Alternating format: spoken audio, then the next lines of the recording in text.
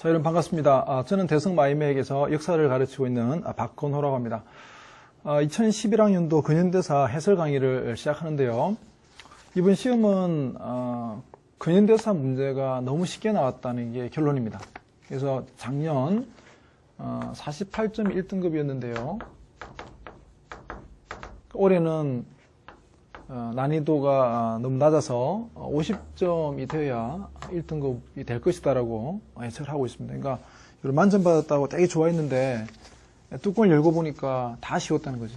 여러분만 쉬웠던 것이 아니라 주변 친구들도 다 쉬웠다는 거. 그래서 조금 쉬웠다는 게 특징이고, 두 번째는 보통 근대사 파트하고 일제시대 파트하고 현대사 파트하고 이 문제를 보면 777 쭉 해서 비슷비슷하게 나오는데, 올해는 내가 세어봤더니 여기 6개, 8개, 6개. 그래서 의외로 일제시대 파트가 문제 좀 많이 나왔습니다. 보통은 이쪽이 더 분량이 많죠. 여기하고 여기가 더 분량이 더 많은데, 오히려 분량이 좀 적은 일제시대에서 문제가 많이 나왔다는 것이 이번 시험의 중요한 특징입니다.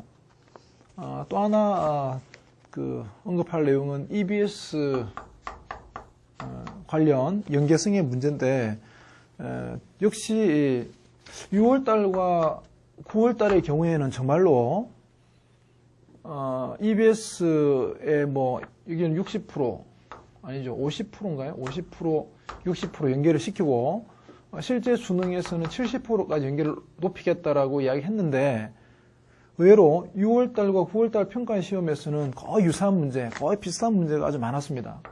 그래서 그렇게 해서 수능 때도 아마 그런 패턴으로 될 것이라 예상했는데, 실제 뚜껑을 열고 보니까 연계율은 오히려 떨어집니다. 그러니까 거의 우리가 그 교재에서 보았다라고 생각이 드는 문제가 거의 없죠. 이런 유형의 문제라고 한다면 정말 거짓말을 한 거죠. 연계를 높이겠다라고 했지만 실제 이전에 비해서 체감 연계율은 떨어지기 때문에 일반 어떤 시중 문제집이나 참고서를 보더라도 이 정도는 다 연결을 시킬 수 있습니다. 그래서 조금 이제 그런 면에서는 만약에 앞으로 내년에도 그러면 어떻게 공부할 것이냐, EBS만 목을 매달 필요 없다는 거죠. 그러니까 EBS는 책 3개 정도 있죠. 수능 특강하고 10주 완성하고 파이널 테스트. 그 교재는 봐야죠. 기본적으로 봐야 되지만 너무 지나치게 그것에 목맬 필요는 없다는 생각이 문제를 풀면서 든 생각입니다. 자기들 EBS 쪽에서도 평가하는 쪽에 출제라는 쪽에서도 여러 가지 사정을 감안했지만 어쨌든 6월달과 9월달에 비해서는 오히려 더 뒤로 후퇴한 측면이 있습니다. 자, 여기까지 제가 문제를 좀 풀어보면서 내가 하나하나 설명을 하면서 필요한 부분 언급하겠습니다. 먼저 1번 문제를 한번 보시면, 1번 문제는 근대사 파트 문제인데요. 정부의 정책이 가에서 나로 바뀌게 된 계기를 묻고 있습니다. 먼저 가는 우리가 대마도주의 서계가 왔는데, 이 대마도주의 서계가 너무 격식과 의례에 맞지 않다. 어떤 표현 자체가 대단히 건방지다는 거죠. 무례하다는 거죠. 그래서 이 서계를 수정해라. 수정해서 다시 보내라고 하면서 이 서계 접수를 거부해버립니다. 이게 바로 서계 사건이죠. 그래서 서계 사건. 1월에서 이거는 이제 대원군 때. 자, 일본이 메이지 유신 직후에 1868년 메이지 유신이 시작되면서, 메이지 유신이 시작되는 직후에 일본이 새로운 왕정 복구를 알리면서 서계를 보내왔는데, 그 서계의 그 형식을 문제 삼아서 우리가 되돌려 보냈습니다. 이는 분명히 일본과의 수교, 새롭게 등장한 일본의 새로운 정부와 일본과의 수교를 거부한다는 의미가 있죠. 근데 자료를 보시면 의정부에서 우리가 근래 서계일로 서로 버티기는 하나 계속 통상 요구를 물칠 수 없다. 그래서 수호조약의 조약은 서로 상의해서 편의하게 할 수 있으니 먼저 이 뜻을 즉견대간에게 알리는 것이 어떻습니까? 하니 왕이 허락하였다. 이거는 뭡니까? 자, 이거는 일본과의 통상 수교를 추진하는 거죠. 그래서 거기 보면 수호 조규란 말도 나오고, 그죠?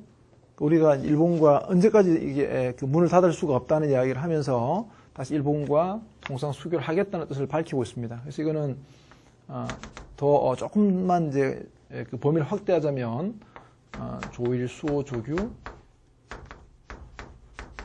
체결 또 방향을 바꾼 겁니다. 그러니까 일본과의 수교를 거부하는 입장을 바꾸어서 이렇게 바꾼 겁니다. 이게 연도가 1876년이죠. 2월달. 그럼 요 사이에 일어난 이 변화의 계기가 뭐냐? 변화의 계기는 자, 첫 번째 영국이 거문도를 불법 점령하였다. 영국이 거문도를 불법 점령한 것은 1885년도입니다. 갑신정변 직후니까 말이 안 되죠. 이 사이에 들어올 수 없죠.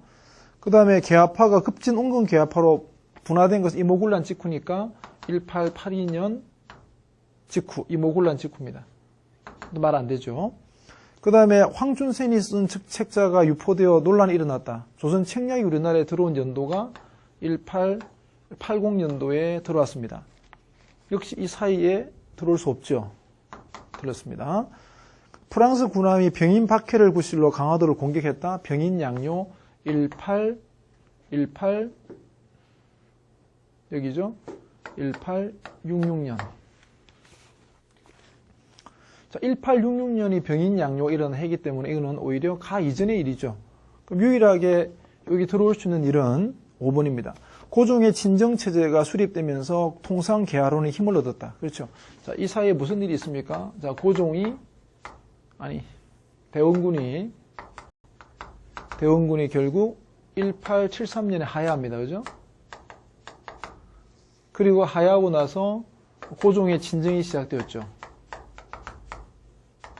고종이 친위 정치하는 거죠. 친정이 시작되면서 민씨 일파들이 주요 관직을 차지했습니다. 그래서 일단 대원군의 하야가 외교 정책의 변화가 일어날 수 있는 하나의 계기가 되었다고 볼 수 있죠. 그리고 이 시기에 다시 이 고종의 진정 시작 이웃관계 플러스 박규수 등 통상계하론자들이 등장하게 되죠. 박규수 등 통상계하론자들이 등장해서 통상의 필요성을 주장하게 되죠. 이런 내용들이 이제 들어가야 되기 때문에 답 5번이 답이 되는 것이죠. 됐죠? 근데 2번 문제를 보겠습니다. 2번 문제는 그 조선 그 개화기 평등사회 지향의 노력들입니다. 그래서 갑신정변, 패전개혁안, 헌의육조가 있죠. 자, 그러면 분석, 주장 보시면 먼저 갑신정변입니다. 갑신정변은 위로부터의 개혁 지향이라 볼 수 있죠. 예, 맞습니다. 위로부터의 지향이고, 동학농민운동 같은 경우에는 아래로부터의 개혁 지향이라 볼 수 있죠. 1번 맞습니다. 2번, 갑신정변 14개조에서 능력에 따른 인재 선발 추구 역시 맞습니다. 가능하죠. 그 다음에 동학농민운동, 패전개혁안, 노비문서의 소각을 내세웠죠. 예, 맞습니다. 노비문서의 소각 맞고, 그 다음에 헌의육조에 대한 분석을 보시면 헌의육조는 공화정치의 국가건설 추구입니다. 자, 헌의육조에서 독립협회가 공화정을 지향하였다? 말이 안 되죠. 우리나라에 최초로 공화정을 주장했다고 말하면 1907년도에 만들어진 신민회가 최초로 공화정을 내세웠죠. 최초입니다. 공화정을 최초로 주장한 단체, 공화정을 주장한 최초의 단체는 신민회죠. 독립협회는 1호부터 10년 전에 활동했던 단체이기 때문에 공화정 주장이라 말할 수 없고 입헌군주제를 지향했다고 볼 수 있습니다. 답은 4번이 답이죠. 다는 5번은 가능한 이야기죠. 국민의 생명과 권리 보장 요구, 국민의 민권 보장을 요구했습니다. 답은 4번이 답이죠. 아주 쉬운 문제입니다. 대단히 쉬운 문제죠. 그 다음에 3번 문제를 보시면 사절단에 대한 내용인데 사절단, 김윤식 등 유학생과 기술자 가는 뭡니까? 가는 영선사입니다. 1881년 청으로 왔죠. 그 다음에 나는 박정량 등 조사가 나왔고 일본이죠. 일본이고 조사가 나왔기 때문에 조사 시찰단 1881년 일본입니다. 다는 미국 샌프란시스코, 워싱턴, 뉴욕이죠. 민영익 정권대사 등 사절입니다. 이거는 보빙사가 되겠죠. 1883년 미국입니다. 자, 요 사절단에 대한 비교도 매우 흥미로운 주제가 되는데요. 1번 정부의 지원 부족과 경비 부족으로 조기 휴학하였다. 예, 정부의 경비 부족과 또는 정부의 지원 부족으로 조기 휴학한 것은 여기에 대한 설명 맞습니다. 조기 휴학은 여기에만 해당됩니다. 맞고. 그 다음에 통리기무화문이 설치된 이후 시행되었다. 예, 맞습니다. 정부가 1880년 통리기무화문을 설치합니다. 바로 개화정책을 총괄하기 위한 기구였죠. 그리고 직후에 이거 두 개 맞습니다. 3번 조미수호 통상조약이 체결되는 계기가 되었다. 조미수호 통상조약이 체결되는 것은 1882년입니다. 1882년도에 미국과 수교가 이루어졌고 미국 공사가 푸트라고 하는 푸트라고 하는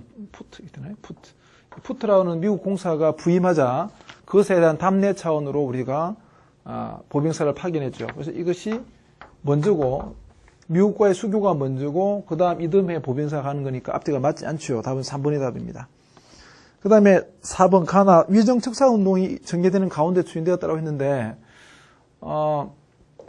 여러분 생각해 봅시다. 위정척사운동은 여기서 뭐를 말할까요? 자, 1880년도에 2차 수진사로 일본에 갔던 김홍집이 조선책략이라는 책을 들여옵니다. 그러자 1881년도에 영남 만인소 사건이 일어났죠. 영남 지방의 많은 유생들이 집단적으로 반발했습니다. 그래서 보세요. 81년 이거 두 개 겹치죠. 이거 겹치잖아. 그래서 위정척사 운동이 진행되는 과정에서 주인되었다 맞습니다.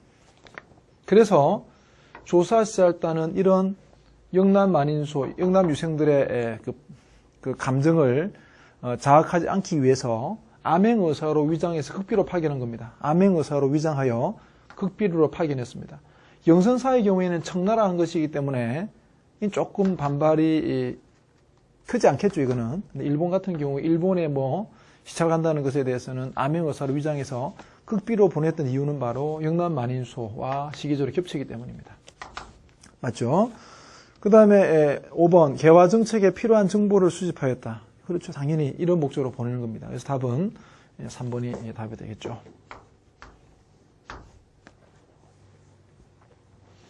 자, 4번 문제를 보겠습니다. 4번 문제는요.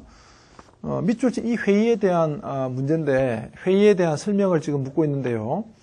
일단 임시의정원 보이죠. 셋째 줄 임시의정원. 우리 교과서에서 임시의정원 이거 나오는 거는 어디 있으면 상하이 두 번째 줄에 상하이 이런 말 나오죠. 상하이 인사, 베이징 인사 또 상하이 이런 말들.